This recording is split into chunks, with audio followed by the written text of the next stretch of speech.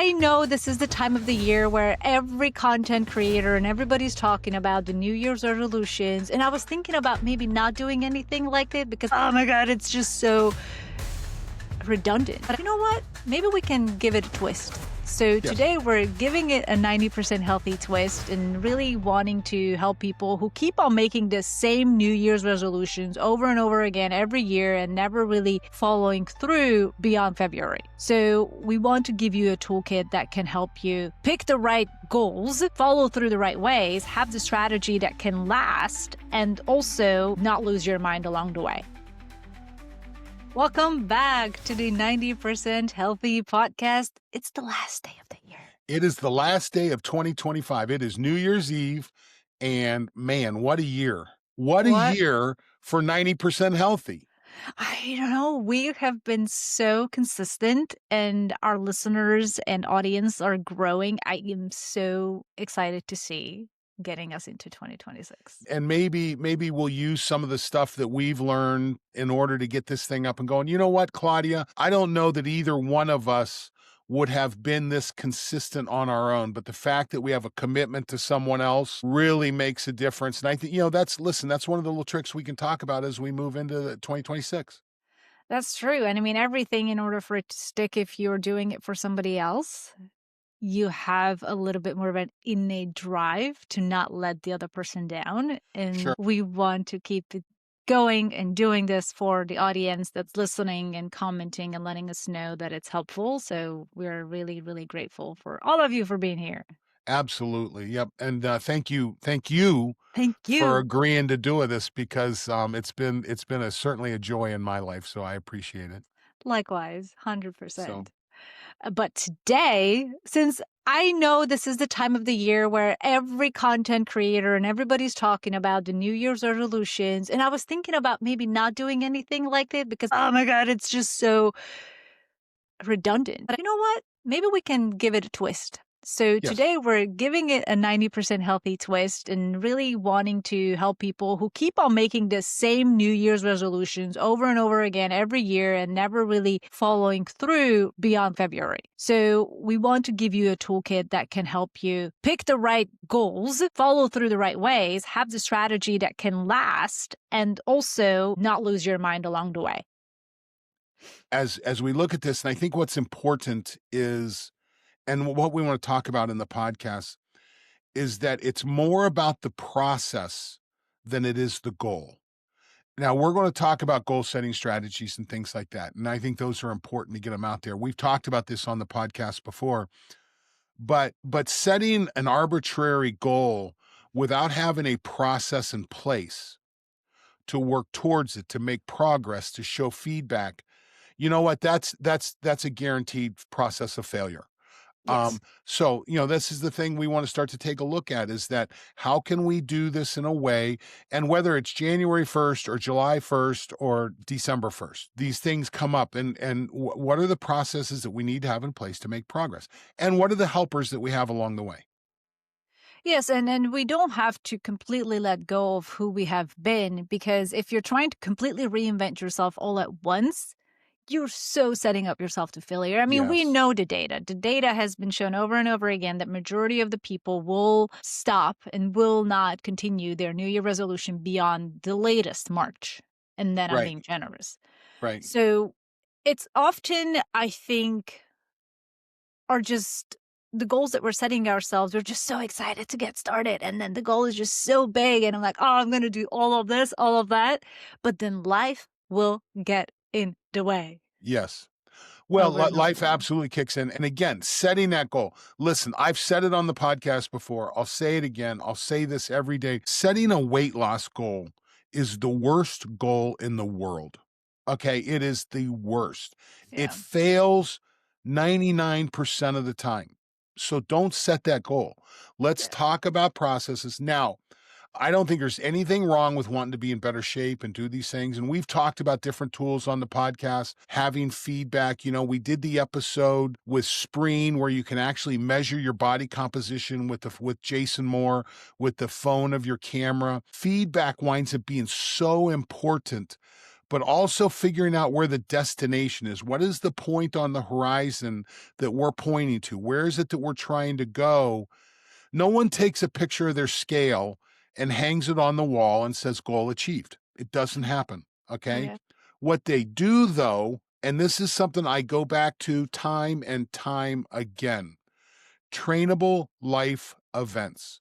What is it that you're going to do over the course of the next year or two that if you're in better physical condition, if you've improved your lean mass, if you've lowered your fat mass, if you've improved your cardiovascular fitness, that you're going to truly enjoy that event?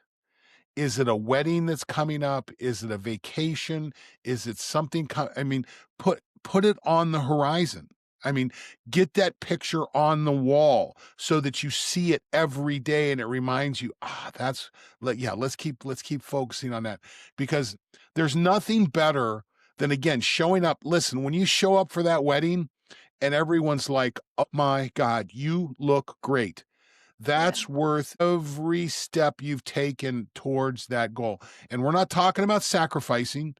We're talking about investing in a process. Yeah. And then with that weight loss goal, like you mentioned, a lot of people make that goal, but they also make that New Year's resolution every year. Yeah. It's the Worst, same worst thing. goal in the world. Yeah. Worst goal in the world. Fails every time. Set the goal Yeah. to gain weight. Set the goal to gain lean mass. Set the goal, let's take a different approach at this and then put the processes and tools in place to be able to achieve that. Yeah. And I think that's what's really important. Yes, and it doesn't have to feel like another full-time job, Right, especially for right. those who already juggle several full-time jobs. There you go. So a lot of the things that we talk about in the 90% healthy and this 1% shifts, a lot of people might have known, have read the book or have heard similar approaches, which is not, it's not a new concept. We're just packaging it in a little bit differently. But James Clear's book, you had told me about to include this before the episode started, and I think is a great idea because his book about atomic habits talks exactly about this. Phenomenal book. Fantastic. And you know what?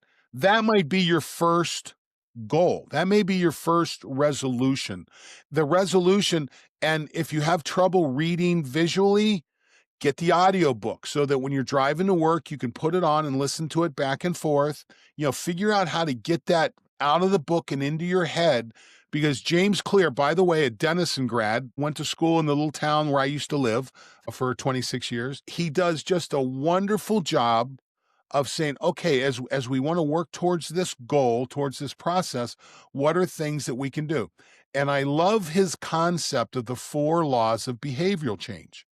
The first law, make it obvious. Okay.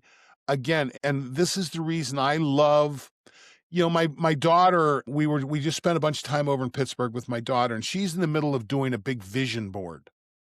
Well, okay, this is a vision, but that's what a vision board is. Make it obvious. Put it right out there to the universe and saying, okay, here's where we're going. Okay, get on board. This is where we're going. Make it obvious, whether it's a vision board or whether it's a photo you put on your mirror every morning, whether it's the screenshot on your phone. When your phone comes on, there's an image there that reminds, make it obvious.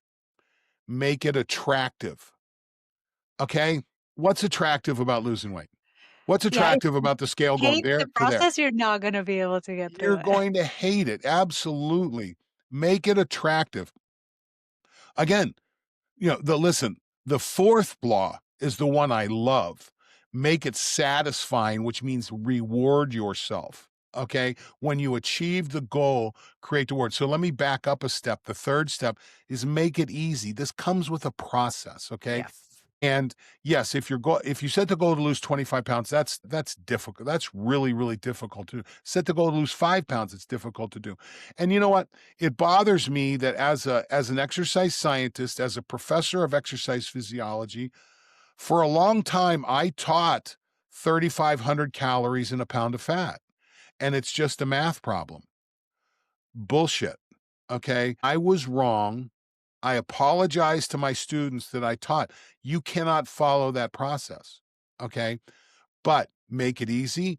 This is where we have new tools coming along. Listen, And we can talk about that. Looking all Laura and I were talking this morning about one of the best things we did for ourselves this year that has had one of the largest impacts on our life of anything we've done. Vagal nerve stimulation. Hmm. Okay? That you've got to get the system working. Okay. You've got to get the system optimizing. And if you get that optimizing and you do that, then all of a sudden we've got a shot at this. So don't be afraid to use the tools. Make it obvious, make it attractive, make it easy. Use the tools that are there for you. It's not about what's the word I'm looking for here? It's not about a monastic sacrificing and I don't believe in that. Make it easy. Use the tools that are available. And then finally, make it satisfying. Reward yourself. Sit down and look at when you set your goals, look at those 4 characteristics. How am I making it attractive? How am I making it easy? How am I making it satisfying and making it attractive? I'm sorry. And write those down in the process because it makes such a big difference. And all the things that we talk about in the 90% healthy concept, creating those 1% shifts, James Clear calls them 1% improvements over time that will compound. And you Yes. don't need to do a massive overhaul of doing everything all at once. And this is, again, not news story, but people keep making the same mistake. So I think it may be worth highlighting again that you need to do small things at once and consistently. And then once those small things become automatic, truly habitual, then you can add on one more thing without leaving the one that you have already done for a little while. So it Sure. just has a compounding effect. The compounding effect, and Claudia, you and I have talked about this on the podcast again before. When we first added vagal nerve stimulation to our process, I think I first learned about it December a year ago. I was Mhm. at a conference out in Las Vegas. I saw this really interesting presentation. I thought, wow, that's started to do a dive into it. By May, I had made the purchase of a vagal nerve stimulator. Now, I'm used to, we love HRV as a feedback tool. That's one of our favorites. I get this tool, I do a vagal nerve stimulation. I see nothing in my numbers, nothing. And so this is when we got a hold of Dr. Nawaz Habib, again, one of the guests on the podcast. And we started talking about the benefit. How does this work? But it took till nearly, I think, was it September or October, where all of a sudden I see this climb in my HRV. I think it was October, and I'm now my HRV. I'm playing in the hundreds with nighttime average resting. And when I went back and looked at the data, when did that trend start? The trend started the day after I had took delivery of the vagal nerve stimulator.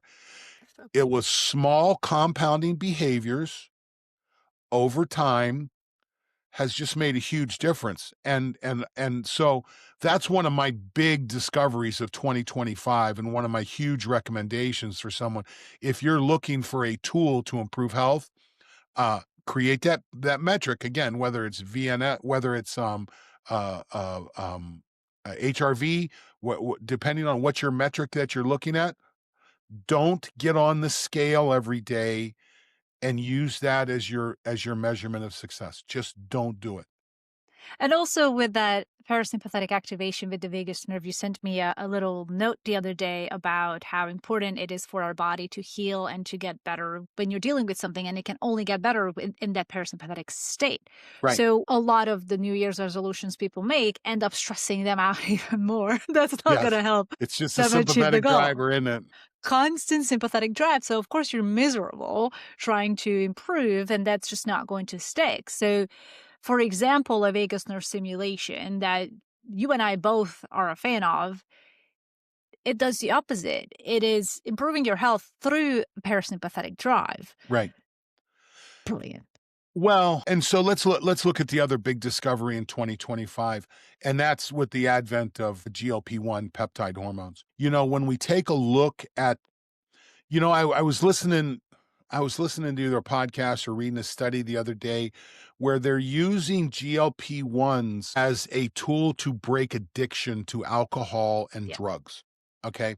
So the I've seen that. GLP-1s are working in the reward center of the brain.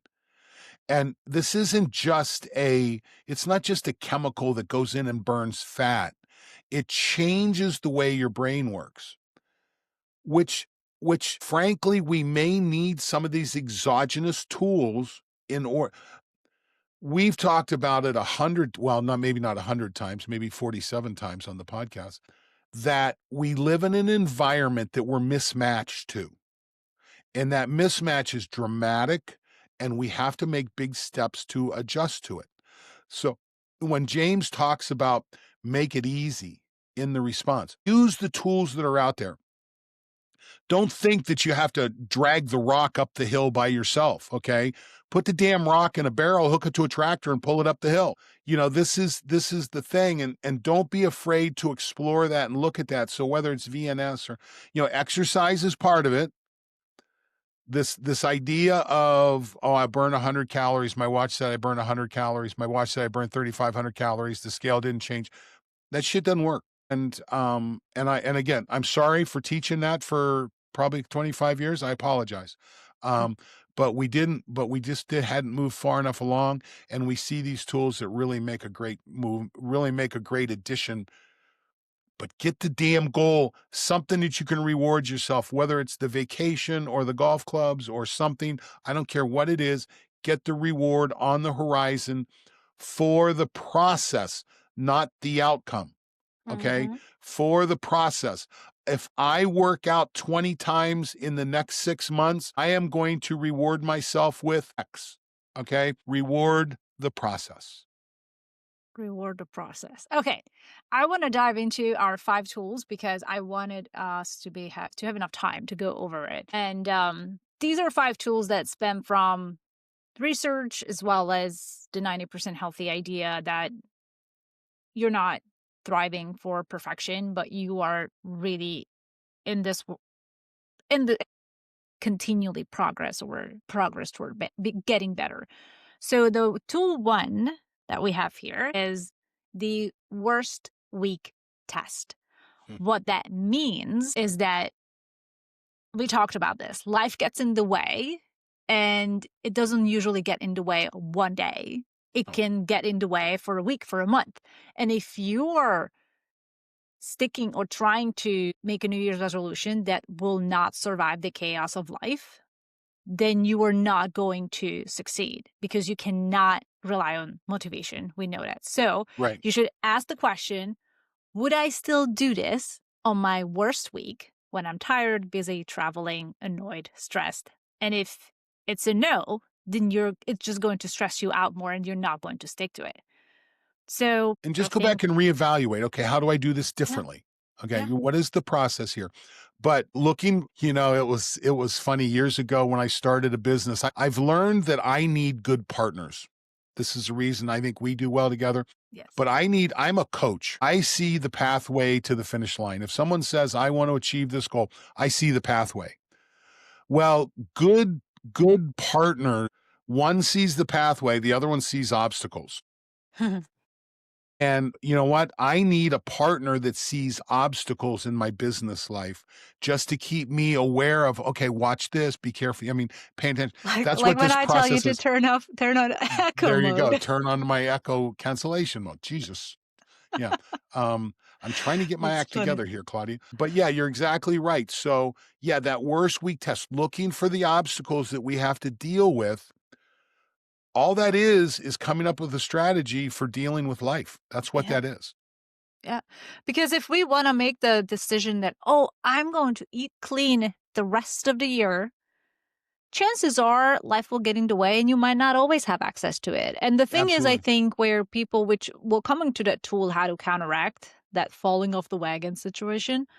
But if you feel like you're failing on those times when life gets in the way, I think that creates that negative feedback loop in the mind. And a lot of people will just throw in the towel. I'm like, whatever, I can't do this.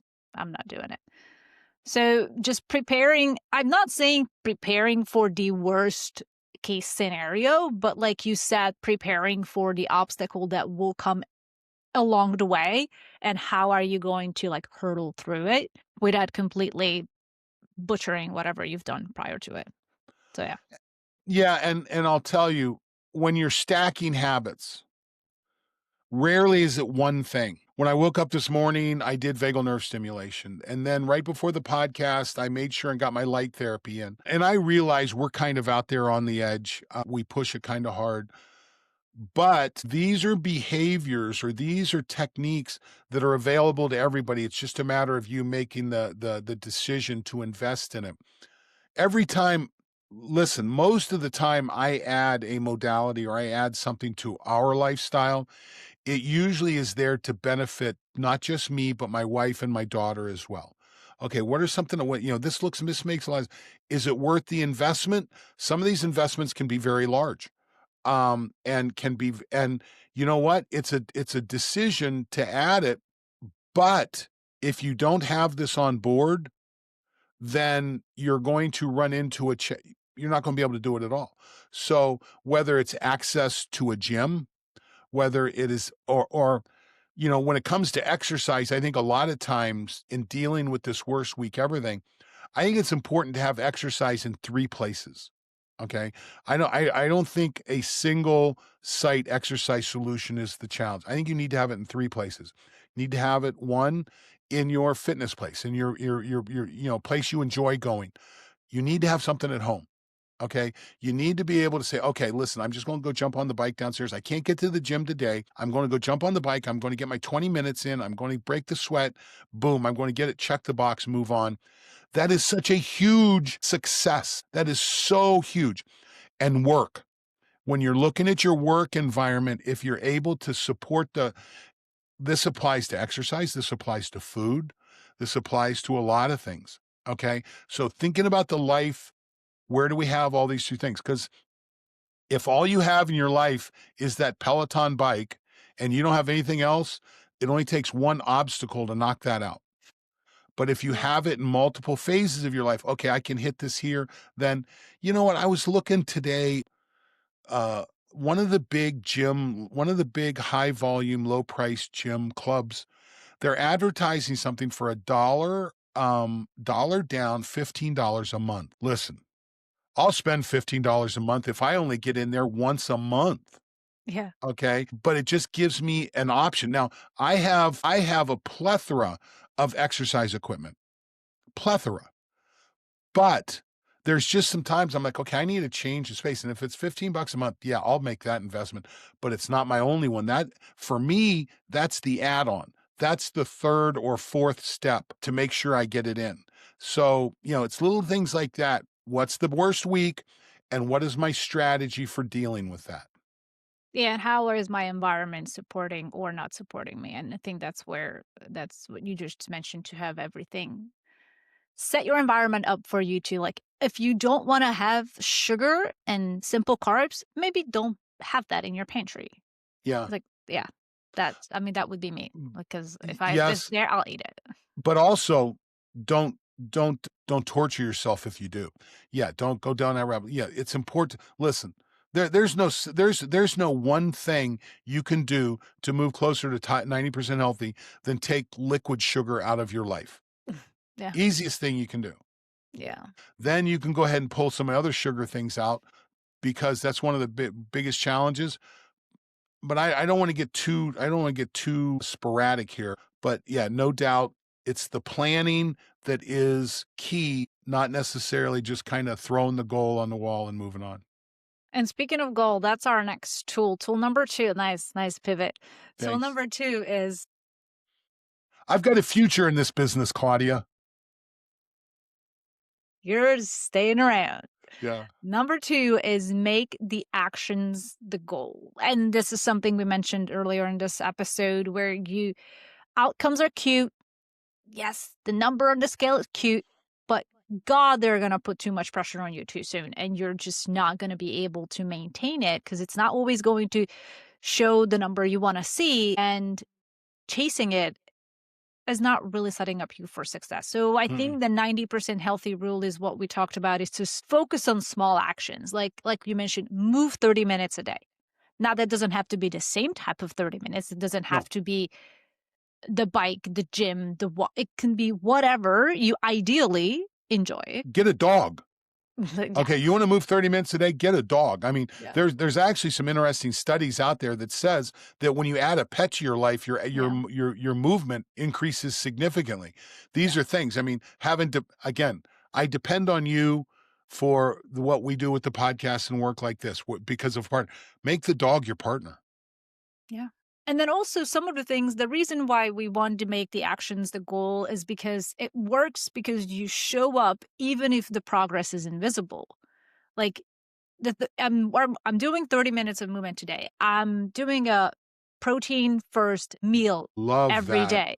So you're not tracking the calories necessarily. You're just like really looking at protein first. I'm looking at 30 minutes of movement. I'm not chasing specific numbers that can vary largely. Overwhelming. 100%. And progress, as you mentioned, often is invisible for at least a little bit of time. Like with Right. your HRV, you didn't necessarily notice a massive shift for the first few months with the vagus nerve, but you made the habit, the small action to do the stimulation consistently, and then that progress showed up over time. But at first it was invisible. And when you make the action the goal, you keep on doing it because you're focusing on the right thing. By the way, I love counting protein more than counting calories. I really like that as a strategy. I've seen that work for a lot of people, particularly females. This is a Yeah. wonderful strategy with the female metabolism, but setting that goal for protein and getting it in and getting the pieces that you need. I've watched Laura do a good job of this, that she has her routine, she has her tools, she has her process that she goes through. She's nailing it with that right now. And when she stopped counting calories and started counting protein, man, it made a huge difference. Yeah, I can totally see that because Yeah. protein does help you feel fuller and just really allow you to have that feeling of satiation. Mm-hmm. So if you are meeting your protein goals, more likely than not, you are going to be fine on everything else. Claudia, how do you say satiation in Hungarian? It's very different. What's the right word? Te- Not to put te- you on the spot. Telelenni? But Telelenni. maybe we should we should start a segment that the Hungarian conversation. How to say it in Hungarian. Yeah, yeah. But listen, I struggle with English, so I'm gonna stick with that. But yeah, counting proteins. The other thing, what's been really interesting for me this year watching, this could be my age, and I'm willing to admit that, but the change in the perception of social media. I remember when I first used social media structurally for the first time, 28 years ago when my daughter was born. 28 years ago? 28 years ago, Facebook was a thing, and I put baby pictures of my daughter up on Facebook. Was it not MySpace? I did not have a MySpace account, no. But I put pictures of her mainly so I didn't have to pay to have pictures shot so I could mail them to everybody in the family. I'm like, "Okay, no, just go to the internet and just go to Facebook." Now, social media has changed and morphed and changed. I actually see it backing down right now. I see the public recognizing that social media can be as toxic as liquid sugar. I mean, it's a digital liquid sugar. And so you've got to be careful with social media. Now, my social media right now is dominated by bears. I have tons of little bears. There's lots of skiing in there right now, things like that. I'm still getting over the I flu, can by the see. way. But yeah, being able to manage that in your life and not have it dominate. This can go back up to the goal setting where we talked about James Clear about, okay, let's get the book in. Instead of the social media, let's take that time and listen to another chapter of the book. Little techniques like that can go a long ways. I mean, there's nothing, well, I'm sure there is, but there's nothing worse than you doing your terrible weight loss goal and then seeing somebody else, Oh, people are like succeeding and like going so much faster than you. That's like the comparison trap is the worst, and it's especially if you're doing it at bullshit. night. It's absolute bullshit. So that I'm seeing that fade away. And I don't know if it's just my algorithm, but I'm seeing it fade away. I'm seeing a particular drop in the value of social media influencers. I saw that somewhere. I th I I th saw something about it that people are kind of distancing themselves from the influencer culture. they're beanie babies, okay? We all thought they were gonna be really important, they're gonna be worth a lot. No, they're all gonna wind up in a plastic tub in the basement. So yeah, we're gonna move. So being able to manage social media, think of it like sugar. Too much will kill you, and a little bit managed correctly is good, particularly when done correctly. So these are Yeah. some key elements.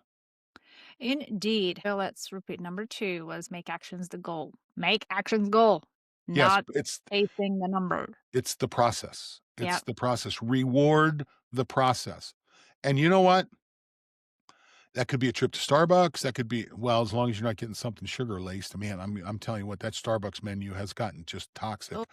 yeah. Um, but yeah, but reward yourself Yeah. And number 3, shoot, shit, hit the fan because it will. because it will.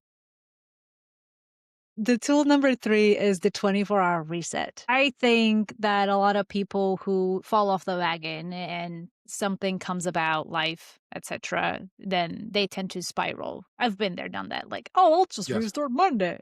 I'll just quit, and there's no point. I think within this 90% framework process to, first of all, give yourself grace that, yes, oops, it Have happens. compassion for Yes, yourself. please do. And then the reset within 24 hours. Not Monday, unless it's a Sunday. But, like, don't wait to, because I'm guilty of that long time ago, back in my college years, where I'm like, "Okay, I've messed up on Friday. Might as well then just binge all weekend and just get it out of my system and then start on Monday." Now, it's the worst.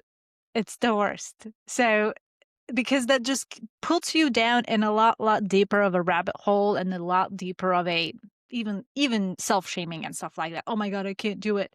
So I think that 24-hour reset, we're like, okay, today didn't really work out as I wanted it to. I'm still cool. I love myself. In 24 hours, I'll continue back on. Like Have yeah. compassion. Yeah. You know what, Claudia? We've said it several times on the podcast since we've been doing. I don't think there's anything more important. There's no value in beating yourself up. Yeah. Okay. And we have a society that kind of trains people to beat themselves up. Mhm. And I think people who succeed avoid that. Yeah. They do a pretty good job of moving past that. There was a lot of times, listen, you wake up in the morning, it's a new day. Look at that motivational picture, get your eyes set back on the horizon, and get the process reset. There's nothing that a good night's sleep won't erase and move Yeah. on and take advantage of. I totally agree. Totally agree. Okay. Right. Tool number 4. This is a sweet one for us because we Hmm. all love our data, but it does matter what data you're looking at. So, Right. number 4 is about stop letting data ruin your day. Like, not, don't look at your sleep score and be at 60 and be like, Right. oh, today's going to be a crap day. I might as well just not do anything. So, data is very helpful. Like, Don and I will be the first people to tell you data is really helpful, should guide you in terms of how you're sort of strategizing perhaps a day, the week, etc. But then also it should not control your mood because it can be very No, slippery slope. well, listen, there's ups and downs. That's the whole thing. Data comes in ranges, but the goal still sits on the horizon. And you know what? I was just thinking a little bit ago about my personal goals. My goals have shifted over the years. Back when I was younger, when I was in my first third and early second third, my goals were very physical oriented, athlete oriented, things like that. My goals have shifted. My main goal is to be a good husband and a great dad. And a good partner to people like you and a good business partner. And that's where my goals really focus on. Do not step on a scale more than 3 times a year Yeah, no. max. Um, and so, but I do pay attention to these other feedback tools.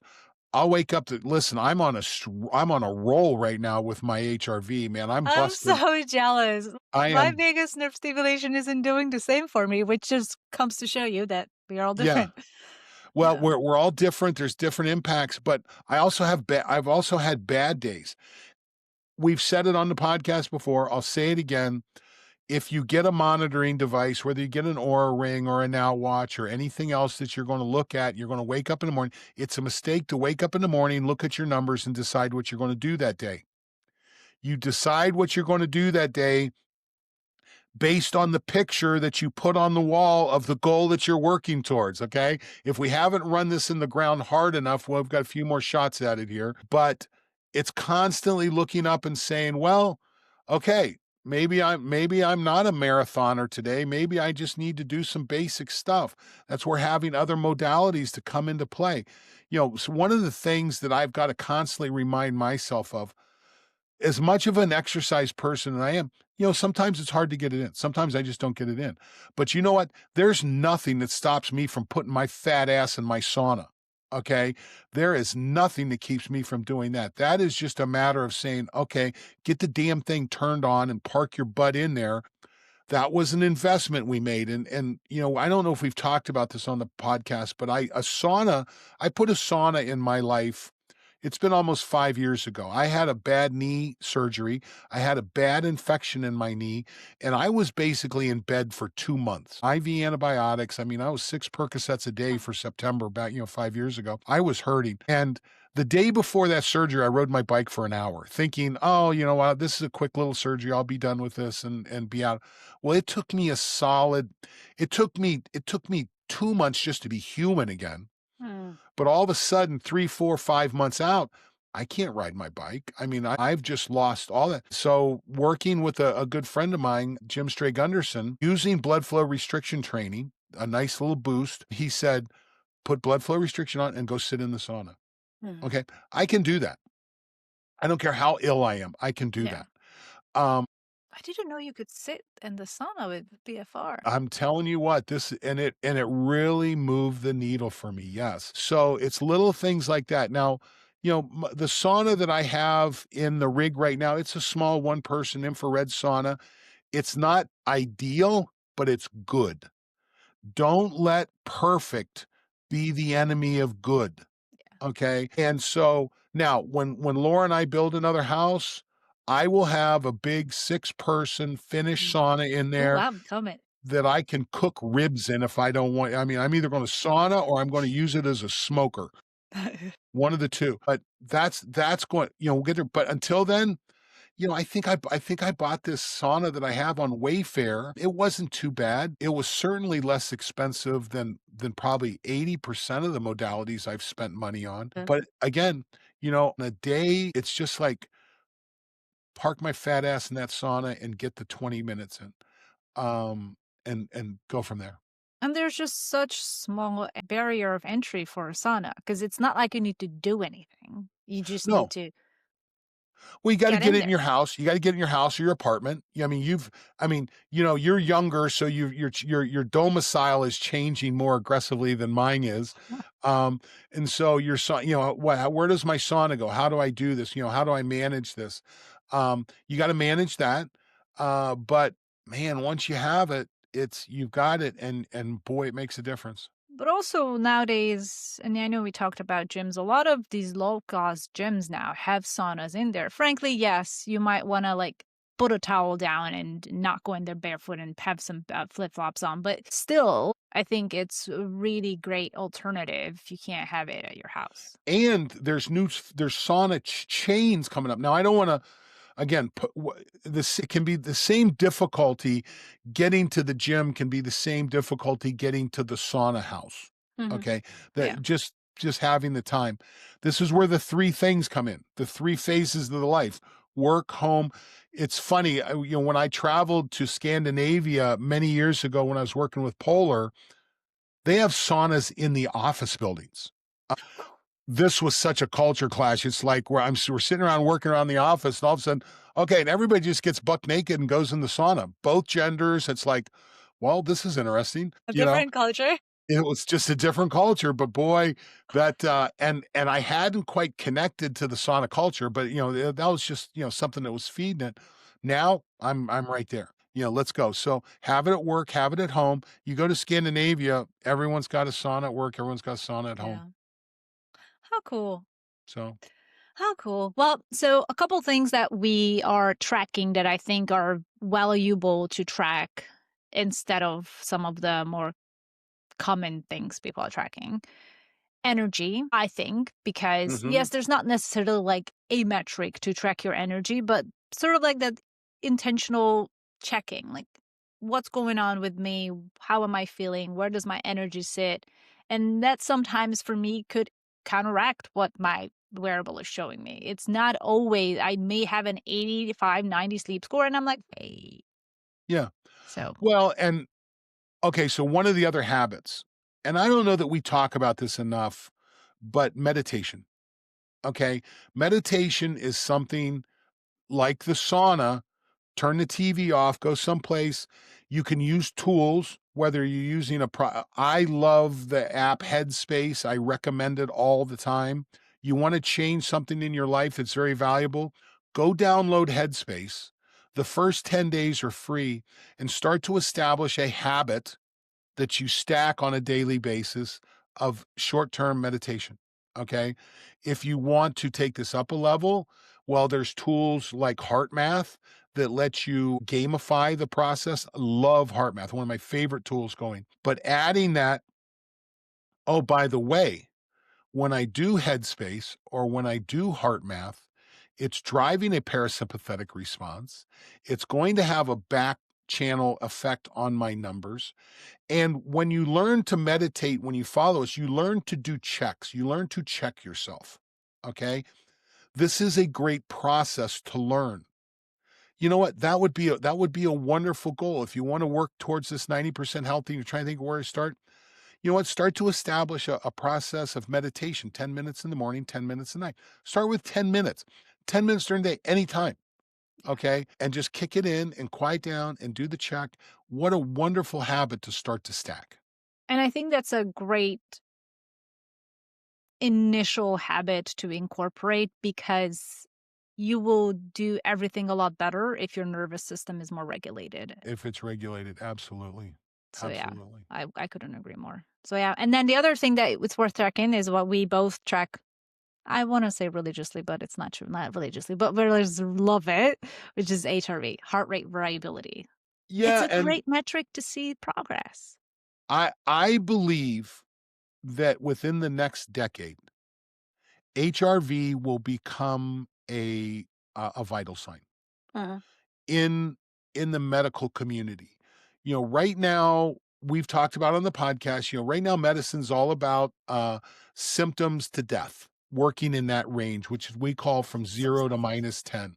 Listen, 90% healthy is about going from 0 to +10, or at least working our way in that direction. And I believe HR now, one of the beauties of HRV when you really learn about it and you make the investment, so whether you're wearing an Aura Ring or a Now Watch or something like that, it's going to measure whether you're looking at it or not. It's building the record whether you're looking at it or not. So there's a lot of times when I don't check my numbers. I don't check that. I mean, the day kicks in, I'm kind of rolling, but I do go back and look at it over time. Okay, what's been going on over time? Are these habits that I'm doing, are they compounding?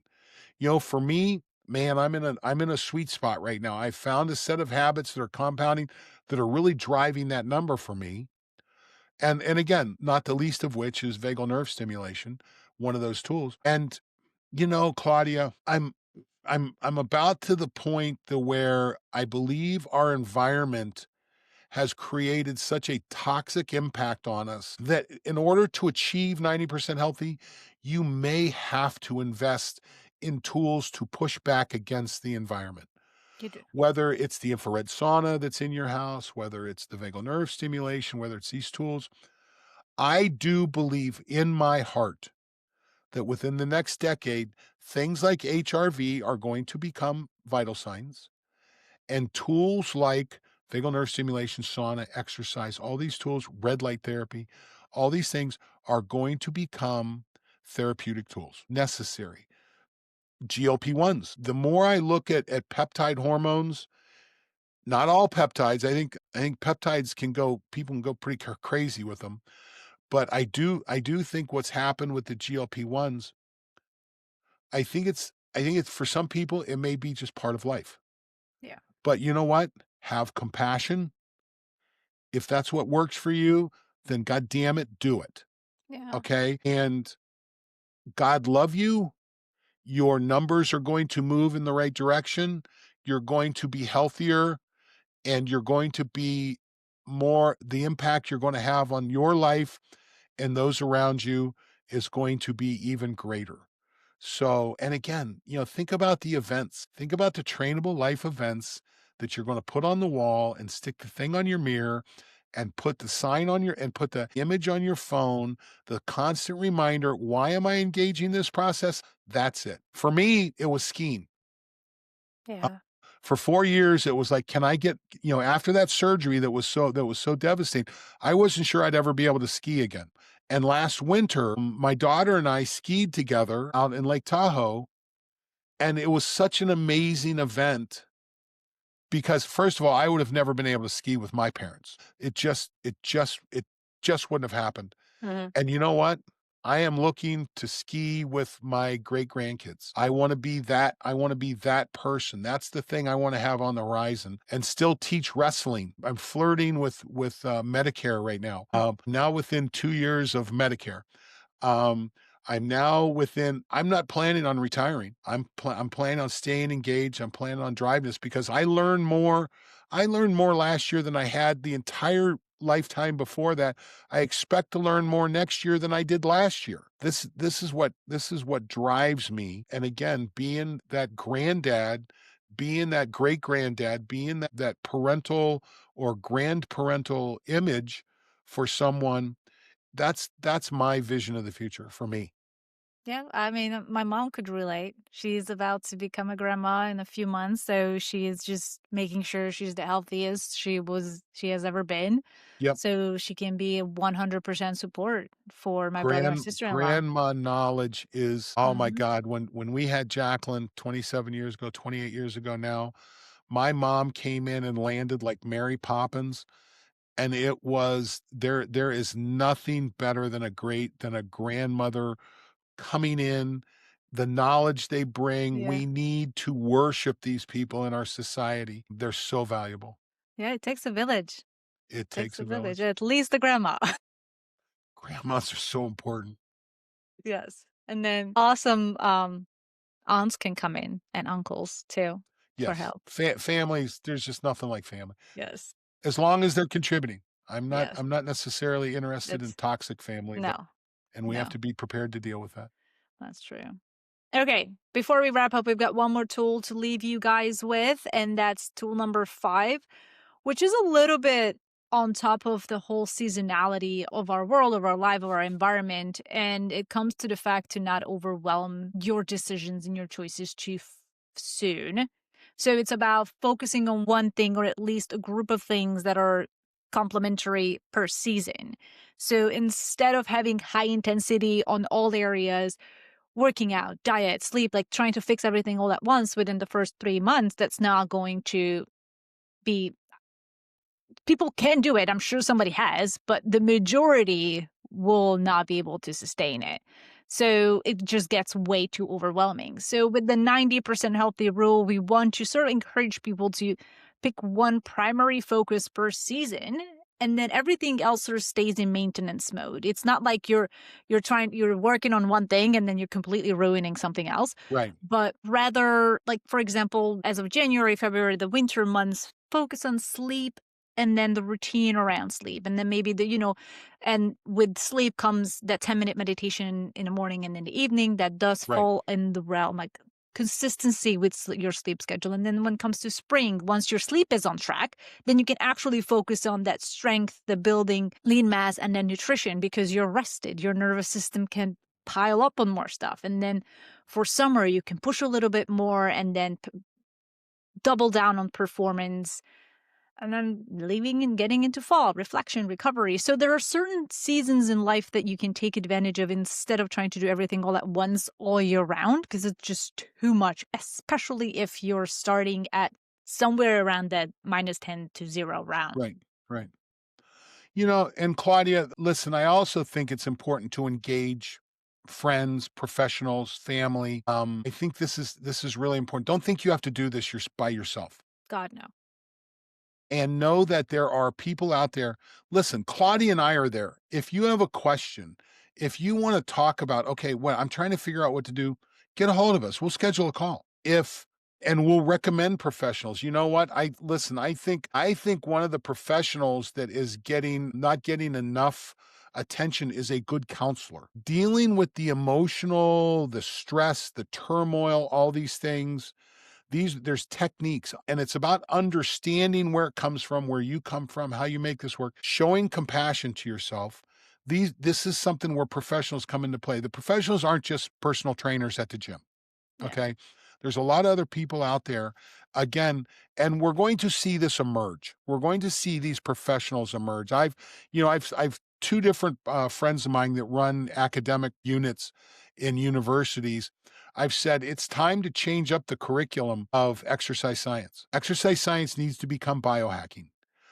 We use this term. One of the things we change in our environment, how do we optimize our environment, both internally and externally, in order to get the most out of our life? Okay, that's what I think biohacking is. And what are the tools we can do? Do I need a Peloton, or should I get a sauna, or should I just get a subscription to Headspace?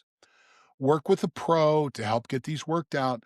You'll add value as you go. This will come together.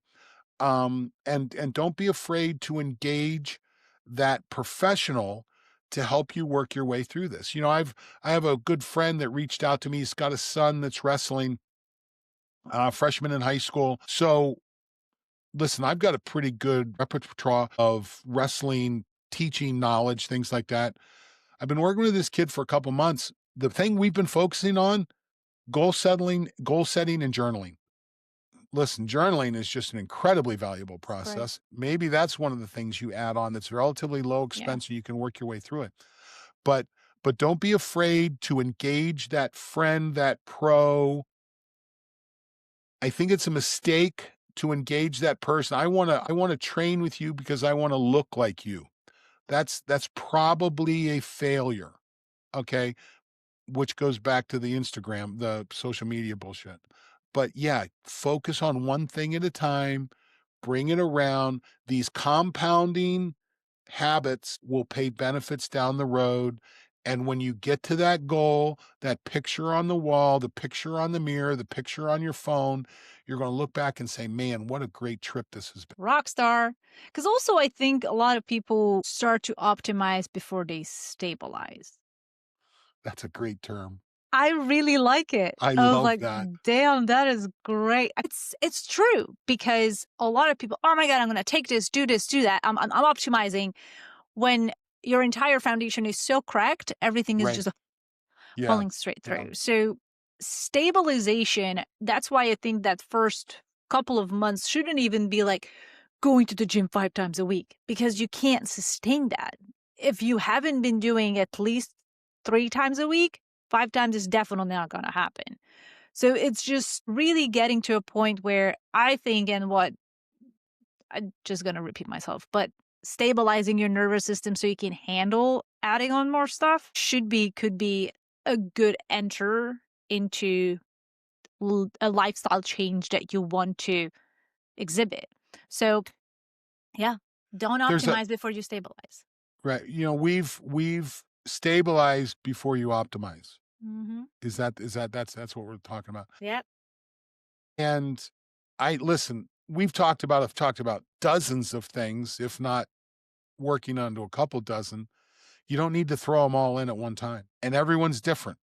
If there's 24 different people, we may have 24 different strategies based on where you're at, what your goals are, what you're trying to do.